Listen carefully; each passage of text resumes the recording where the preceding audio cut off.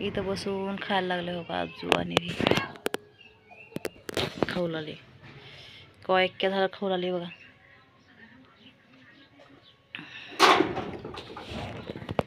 छान याला पहिलंच हे करण्यात होतं खायचं कवा भेटेल खायला म्हणून त्यानं घरात कशी यायचं विचार करत होतं.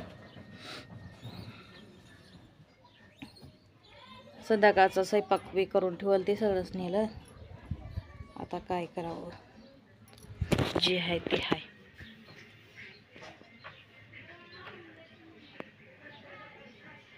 दुसरं करून खायचं आता संध्याकाळी.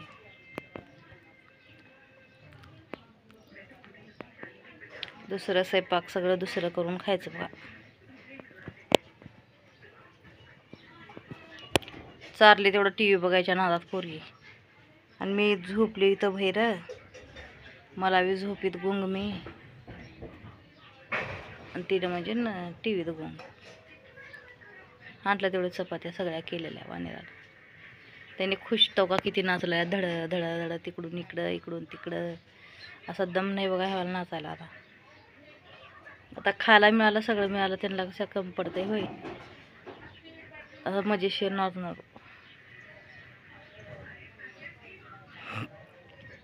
का करावं जे आहे ते आहे.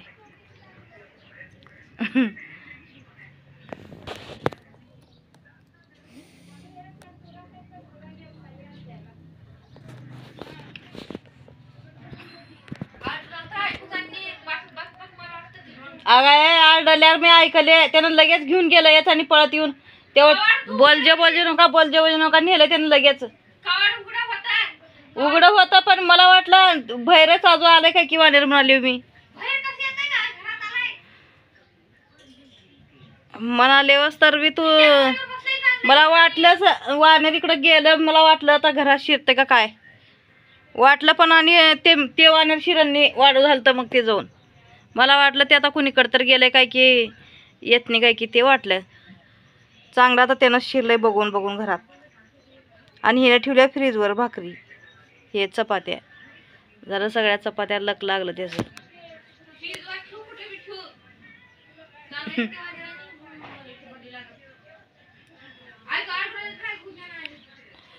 चालल्यात एवढं मग तर हाय दम खानात. शहाण्या माणसाला देखील भिनात ती वानेर. एवढं वानेराचं हे झालंय देवा.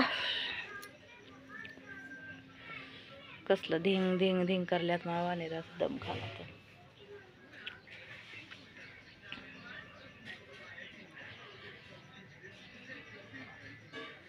का करावं जे आहे ते आहे. दुसरं स्वयंपाक करायचं संध्याकाळी.